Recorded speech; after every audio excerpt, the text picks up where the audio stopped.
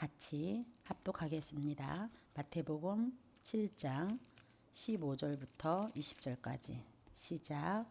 거짓 선지자들을 삼가라. 양의 옷을 입고 너희에게 나아오나 속에는 노략질하는 일이라. 그들의 열매로 그들을 알지니 가시나무에서 포도를 또는 엉겅퀴에서 무화과를 따겠느냐. 이와 같이 좋은 나무마다 아름다운 열매를 맺고 못된 나무가 나쁜 열매를 맺나니 좋은 나무가 나쁜 열매를 맺을 수 없고 못된 나무가 아름다운 열매를 맺을 수 없느니라. 아름다운 열매를 맺지 아니하는 나무마다 찍혀 불에 던져지느니라. 이러므로 그들의 열매로 그들을 알리라. 아멘. 주보의 오늘의 말씀 같이 읽겠습니다. 금요일입니다. 시작. 24 누리는 70인 제자로 명절을 가문보고마 누려라. 참대절기 누리며 명절을 보고마 하라. 세상 풍속 종교 제자의 배후에 흑암이 있다. 강한 자 결박하고 눈물로 씨를 뿌리면 기쁨의 단 거둔다. 최고의 전도는 보여주는 증인이 되는 것이다. 아멘. 24 누리는 70인 제자, 특별히 명절 주간을 우리가 보냈는데요. 명절을 가문 복음화로 누리라고 말씀을 오늘 하셨습니다.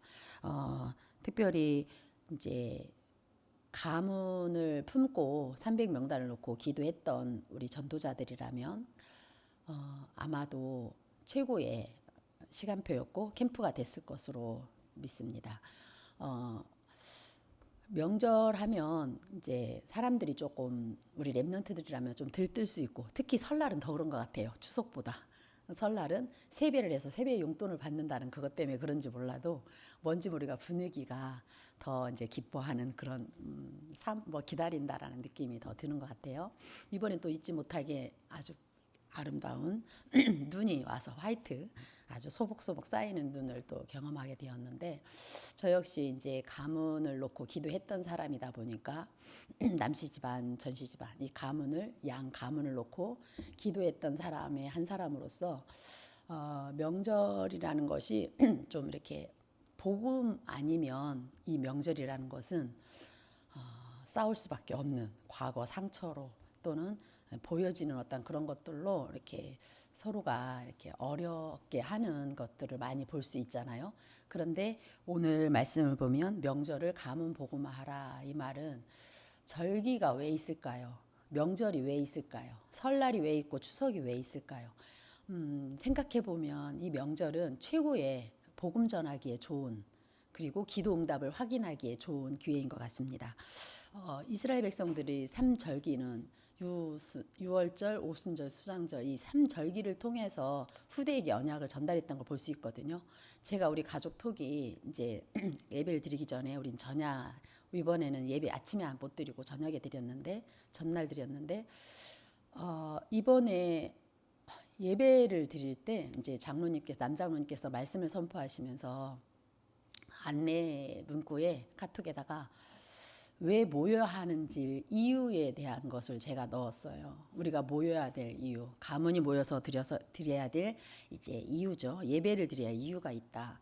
우리는 태어날 때부터 배경이 무슨 배경이에요? 하나님 떠나서 완전히 저주를 받을 수밖에 없는 지옥 인생 갈 수밖에 없는 창세기 3장, 6장, 11장으로 완전 각인뿔이 체질되어진 상태로 태어난 우리입니다. 그러다 보니까 구원받은 기쁨과 감사로 예배드리는 이 예배 문화가 절기를 통해서 후대에게 전달이 돼야 돼요. 가정 가문에서 혼자 믿는다. 혼자서라도 예배드리는 문화를 가지고 있어야 되고 만약에 우리 식구만 예배드리고 다른 친척들은 안 믿는다 할지라도 예배 문화는 전달이 돼야 된다고 저는 믿어요. 그래서 예배를 통해서 후대들이 보고 예배를 통해서 세뱃돈을 주더라도 언약이 전달되어지는 덕담이 오갈 수가 있고 우리 주일학교에서는 이번에 목사님께 세배 예절 교육을 했었습니다. 주일날. 이렇게 예배를 통해서 예절 교육이 됐든 세배가 됐든 절기가 됐든 뭐가 됐든 우리는 항상 기준이 뭐냐? 언약 전달이죠. 언약 전달. 우리를 어디서 구원해 주셨죠? 창세기 3장에 나 중심에서 하나님 중심으로 옮겨지는 이러한 축복을 받았는데 하나님 중심으로 드려지는 예배가 아니라 나 하고 있진 않았는지 명절을 기회로 삼아서 진짜 하나님 중심으로 바뀐 우리 자신들을 한번 이렇게 보면서 영광을 돌렸으리라 생각합니다. 두 번째는 지금은 세상에 사는 것은 세상 풍속을 쫓아서 살 수밖에 없는 문화 자체가 어떤 문화입니까? 귀신 문화고 어떤 문제가 올 수밖에 없는 정신 문제로 또는 중독 문제로 다 갖가지의 암이라든가 모든 병들이 올 수밖에 없는 문화로 가득 차 있어요. 그러다 보니 치유 목적으로 힐링 목적으로 명상이라는 좋은 프로그램을 가지고 우리가 지금 어떻게 사람들이 미혹당하고 있어요. 이번 주 강단 말씀에서 복음의 열매는 그러니까 복음의 열매라는 강단을 통해서 거짓 선지자들을 열매로 알 수 있다고 그랬거든요. 우리 사회 문화를 가만히 보면 드라마를 참 좋아하는 우리 아이들도 있고 우리 이제 성도님들도 계신데 드라마를 가만히 봐도 아예 드러났죠. 지금은 3단체가 다 드러나 있어요. 영화도 그렇고 음악도 그렇고 모든 분위기가 3611장으로 나 중심으로 내가 최고야. 너만 성공하면 돼. 하는 식으로 나 중심의 개인 이기적인 것으로 또 핵가족화되고 막 혼자 사는 사람들이 많아지고 이러다 보니까 그런 문화가 더 많아져서 이거 명절 때는 최고의 기회인 거예요. 한마디로. 가족 가문을 향해서 기도했던 한 사람 한 사람들은 이것을 다 체크를 해서 어디가 지금은 황금지대였는데 나중에는 못 봐요. 진짜 사각지대가 돼요. 사각지대가 재앙지대가 된다는 말이 복음을 안 전하면 그렇게 됩니다. 언약이 후대에게 전달되지 않으면 그렇게 됩니다. 예배드리는 이유가 있고 언약을 전달할 이유가 있고 정말 우리가 어떤 것을 또 포럼을 해야 되냐.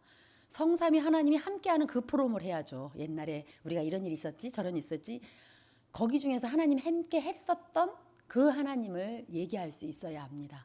과거에 있었던 일을 끄집어내서 말을 했는데 하필이면 막 서운한 이야기, 상처됐던 이야기가 아니라 우리의 입술로 고백되어질 때에 하나님이 그때도 함께 있었던 거, 인도하셨던 거, 이 광야에 사는 우리를, 세상에 사는 우리를 하나님이 지금도 어떻게 인도하고 계시다? 성령으로 인도하고 계시다. 오늘 찬양 첫송 부를 때 우리 안에 구원하셔서 내 작은 입으로 성령이 내 안에 들어와 계셔서 내 주인도 역사하시는 구원의 축복 감사를 정말 기뻐서 복음도 전하고 기뻐서 감격해서 예배도 드리고 그런 우리는 언약 여정을 가고 있는 거죠.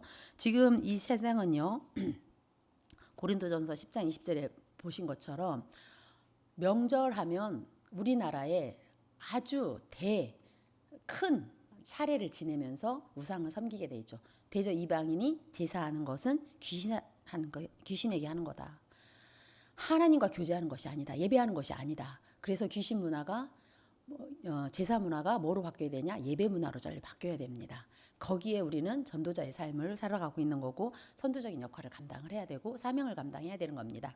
에베소 2장 2절. 에베소 2장은 구원장이에요. 이 세상 풍속을 쫓아서 살 수밖에 없는 진노가 우리 위에 머리 위에 임해져 있는 그런 상태에서 우리가 태어났는데 하나님께서 우리를 하나님의 은혜로 2장 8절이죠. 하나님의 은혜로 우리를 구원하여 주셨어요. 구원은 이 믿음을 주셔가지고 구원 예수가 그리스도라는 것을 믿음으로 고백할 수 있게 하신 이 구원의 축복이 하나님의 은혜라는 거죠. 내가 선택한 것도 아니고 내가 믿고 싶어서 믿은 게 아니라 하나님의 절대적인 주권 속에서 우리가 은혜 속에서 구원을 받았습니다. 그래서 구원받은 기쁨과 감사가 가정 가문에서 예배가 드려지고 기관에서 우리 교회에서 계속 언약이 후대에게 전달되지는 이 축복을 받아야 되겠습니다.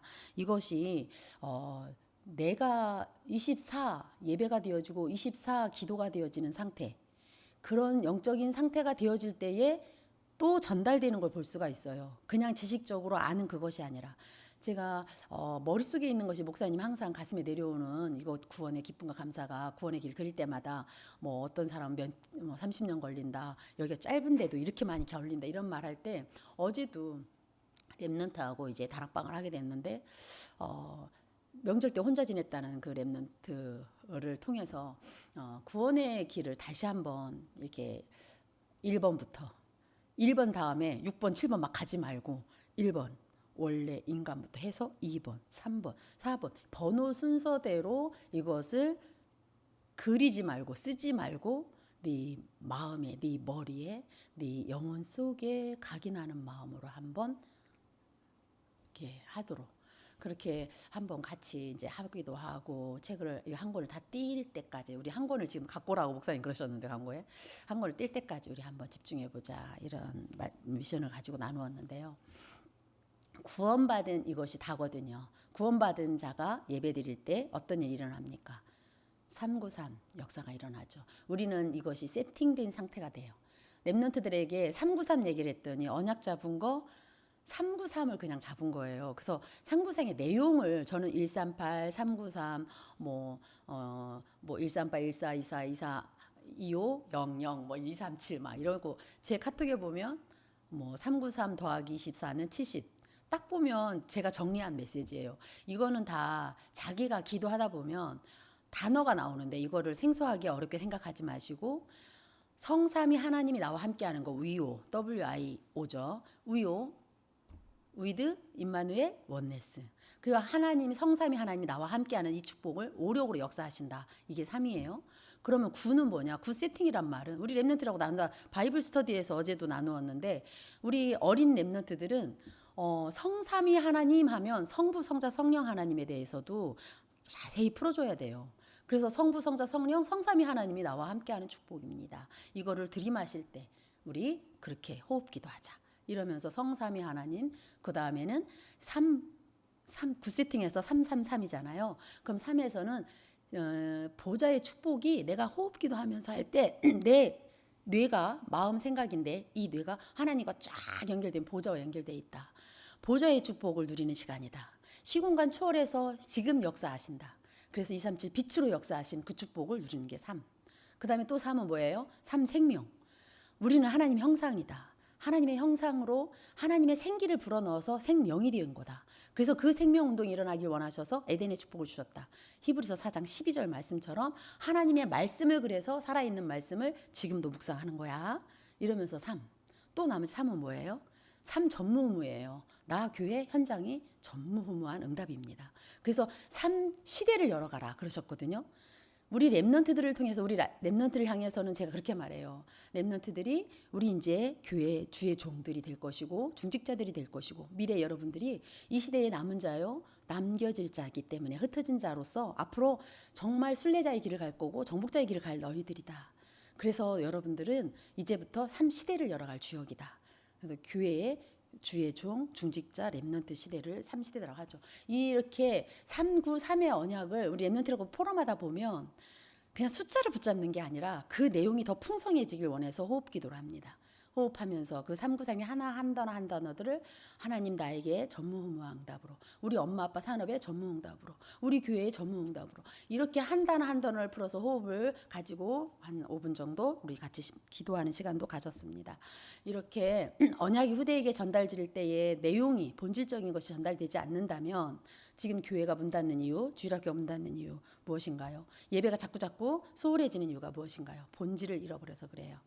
그래서 구원의 길을 그릴 때, 강단 말씀을 묵상할 때, 성경을 읽을 때, 특히 이제 창세기가 끝나고 2월 달에 다시 출애굽기에 들어갈 건데, 성경을 읽을 때도 언약을 잡고 정말 지금 키워드를 잡고 말씀을 읽고 또 예배를 드리고 기도를 해야 할 것입니다. 우리는 이번 가문 복음화를 통해서 첫 번째, 우리 제일 1월 달에 먼저 강한 자 결박하는 기도 있었죠. 결박하라고 한 적 있었죠. 우리가 첫째도 사단을 결박하는 거예요. 항상 마태복음 12장 28절 29절 말씀이죠. 먼저 강한 자를 결박하지 않고서야 어찌 그 세간을 늑탈하겠느냐.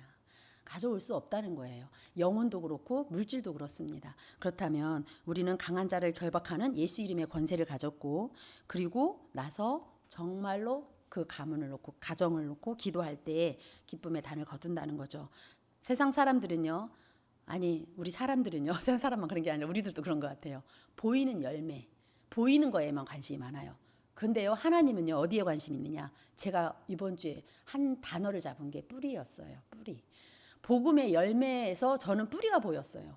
그렇다, 내가 할 일은 뿌리 내리는 일이다. 내가 할 일은 각인시키는 일이다. 이것을 사명으로 붙잡고, 그랬을 때에 이 복음의 열매는 이 뿌리에 의해서, 뿌리가 360일이면 360일장에 불신자 12가지 그 상태가 열매를 맺겠죠. 근데 뿌리가 138이고 393이라면 어떨까요? 그리스도 하나님 나라 성령 충만이고 정말로 393의 뿌리를 깊이 내린 사람이라면 열매는 복음의 열매가 절로절로 맺혀지는 거, 성령의 열매가 절로절로 맺혀지는 거 아니겠어요? 그래서 저는 최고의 전도는 보여주는 증인이 되는 것이다 이 말씀하실 때, 그래 성삼위 하나님이 나와 함께하는 그 증인으로 서겠다, 그 증인으로 말하겠다, 그 증인으로 전도자의 삶을 살 수 있도록 이 증인으로 당당히 서야 되겠구나, 하나님께서 이 일에 나를 부르셨구나, 감사하다, 이런 마음으로 이렇게 명절을 보내게 되었습니다. 이 시간 말씀 붙잡고 우리 잠깐 기도하고 마치겠습니다. 살아계신 하나님 감사합니다. 복음의 열매라는 강단 말씀을 통해서 우리 모든 교회 식구들이 이번 한 주간 동안에 24 누리는 70인 제자로 명절 보내는 동안에 가문이 복음화 되는 응답을 확인하게 하시니 감사드립니다. 하나님, 유월절, 오순절, 수장절을 통하여서 하나님 우리로 하여금 절대 염려할 것도 걱정할 것도 없는 하나님의 자녀의 신분 권세를 회복시켜 주셔서 가정 가문에서 복음의 증인으로, 언약 잡은 증인으로 세워주신 거 감사드립니다. 정말로 우리의 모든 현장에서 나의 24 교회 24 현장 24에 하나님 누림이 되어짐으로 하나님이 함께하는, 성삼위 하나님이 나와 함께하는 증인으로 설 수 있도록 주의 성령으로 역사하여 주옵소서. 우리 목사님 오가는 길 주님이 지켜주시고 명절에 하나님 모든 만남들이 전도자의 발걸음으로 주님이 축복하시고 증인으로 세워주심을 감사드립니다. 오늘도 모든 영광을 하나님께 돌려드리며 권세 있는 예수 그리스도 이름으로 기도합니다.